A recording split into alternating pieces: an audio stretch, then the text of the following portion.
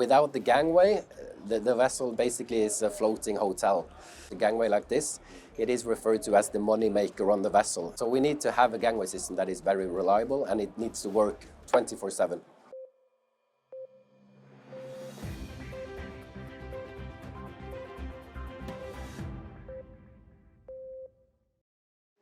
This is Greg Trotwine with Maritime Reporter TV, and we're very pleased to be here in Oslo at North Shipping 2025, and we're with Bjørnar Berge of MacGregor, and we're here to talk about some offshore solutions for the offshore wind industry, specifically MacGregor's unique gangway solution. So Bjørnar, just to start us off, why don't you give us a brief history of your career at MacGregor with insights on your responsibilities today? Yeah, thank you. I've been with MacGregor now for nearly 3 years. As a senior sales manager dedicated towards the offshore wind industry normally, where I handle the sales from basically when we have a request, working with the stakeholders, trying to promote our products, and eventually signing the contract and handing it over to our project team. So that is kind of my core responsibilities within MacGregor. You know, we're obviously here to talk about your unique gangway solution to the offshore wind industry. Yeah. And again, I'm certainly not looking for you to disparage the competition necessarily, but why don't you talk a little bit about the gangway solution and specifically what makes it stand out? Yeah, definitely. So the gangway solution from MacGregor was developed back in 2018. And I think when we started, we took obviously the background from oil and gas and the heave compensated cranes, which had the heave compensated technology that is required for also the gangway systems to transfer cargo and personnel across to the wind turbines from the vessel in a safe manner. So when MacGregor started to work on this gangway system, we decided upon what was the crucial factors for the ship owners when deciding upon a gangway system. And there were 3 kind of main topics that stood out, which was safety, efficiency, and reliability. And that's kind of the 3 themes that we wanted to deliver upon. So number 1, safety. How do we deliver upon the safety factor? So what we did is we introduced a redundancy level that is higher than the class requirements. So what that means is that we have 2 independent switchboards, which both are kind of ready to feed power to the system. So if one side fails, the other one will be able to take over the complete operation with the same power as the other side. And this redundancy level then exceeds what is the class requirement for these kind of systems. And that raised obviously the safety level of the systems, setting a new standard within this gangway market.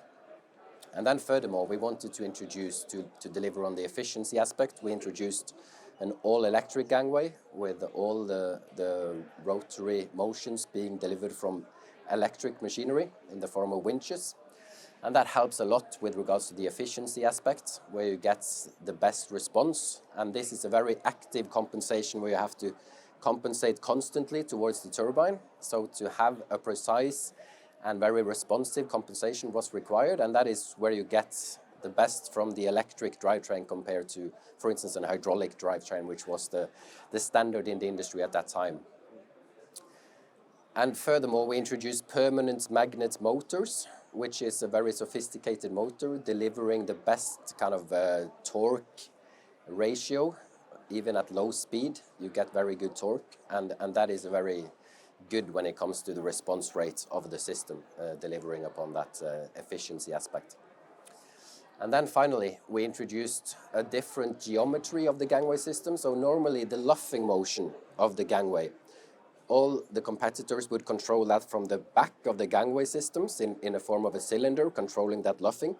And that gives you a few kind of downsides with regards to how precise you can be 20 to 30 meters out, where you want to keep the tip of the gangway still relative to the world.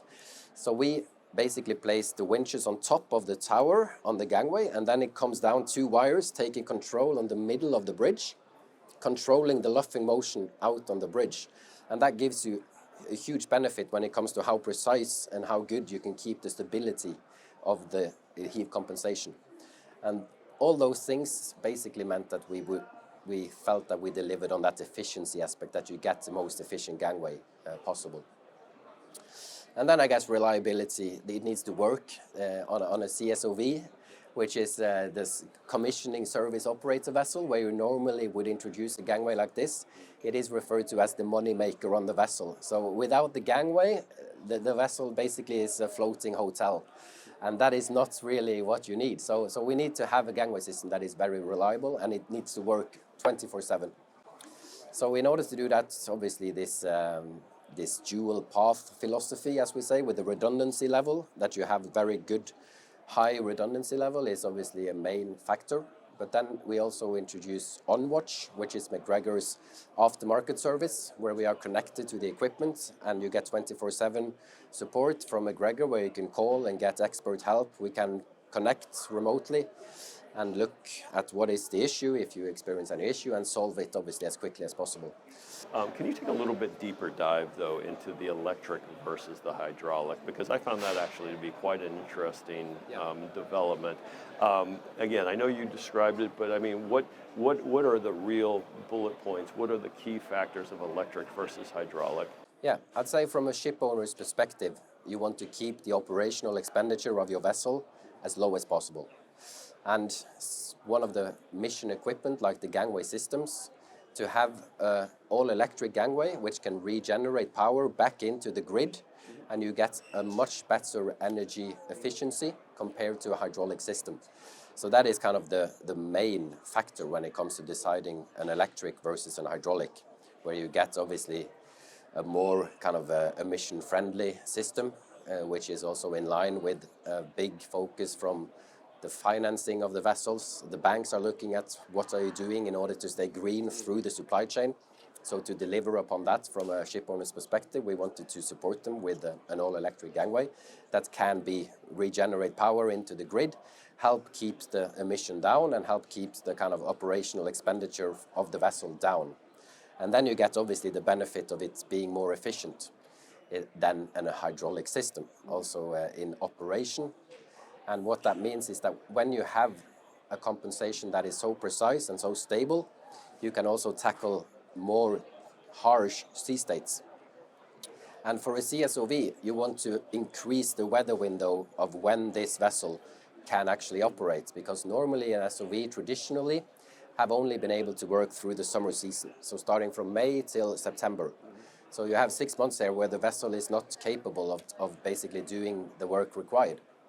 And what we wanted to do is increase that weather window, because the commissioning of the wind farms ideally would go 12 months and not have this winter break. And setting a new standard for what the gangway systems are able to operate in was kind of the mission. And based on now operational feedback and operational data from the largest wind farm in the world, Dogger Bank, where we have 2 vessels now operational, we are top of the charts when it comes to delivering on that promise, where we are basically operating at a higher sea states than what has been kind of the norm in the industry. And the earnings of the vessel obviously then also goes up, and it becomes a win-win scenario where the ship owner also can commit to a contract in a higher sea states and keep the weather window basically at a lot larger extent than it used to be. You know, as you said, it was developed specifically in 2018. Obviously, a lot of technologies for offshore wind started in oil and gas. Are there significant or are there notable differences between a gangway for oil and gas operations versus wind operations? And if so, can you kind of point them out? I think in the oil and gas industry, they would normally stay permanently connected. Yep. And it will be like a walkway that personnel can walk through at a given time. So it's a slightly different setup when it comes to how it is connected, because then it is permanently connected on normally a cone landing, which you would land the gangway on, and it would stay permanently connecting, more of a passive compensation. Mm-hmm. Whereas for the offshore wind, they would compare it to a pit stop in Formula One, where you have to service a lot of wind turbines at the same day, and the efficiency is very crucial. So then it comes down to what we would call the logistic flow of the gangway system. So then you are basically docking towards a turbine, and it needs to be as efficient as possible, and you want to get the cargo across, the personnel across, as quickly as possible, disconnect and move to the next turbine. So we are being challenged from ship owners on how can we support them with kind of being able to service as many turbines as possible throughout the day. So what we did to try and support that compared to kind of the oil and gas industry, where it's not the same kind of aspects that come into play, we increased the dimensions of the gangway as well. So normally there would be a width clearance on the bridge of the gangway at 1.2 meters. We increased that to 1.5 meters. And that is to try and also support that logistic flow of the vessel to be able to transfer across pallets quickly and not kind of being limited by the space that is available. And we also introduced a larger elevator, because this gangway comes with an integrated elevator in the tower that brings cargo and personnel up and down. So again, to try and limit the amount of trips you have to do up and down, we increased the dimensions of the elevator compared to what was the norm and still is the norm on the market. And that is also supporting the ship owners to be able to do that kind of Formula One pit stop where it has to go like bang, bang, bang, and then next one basically.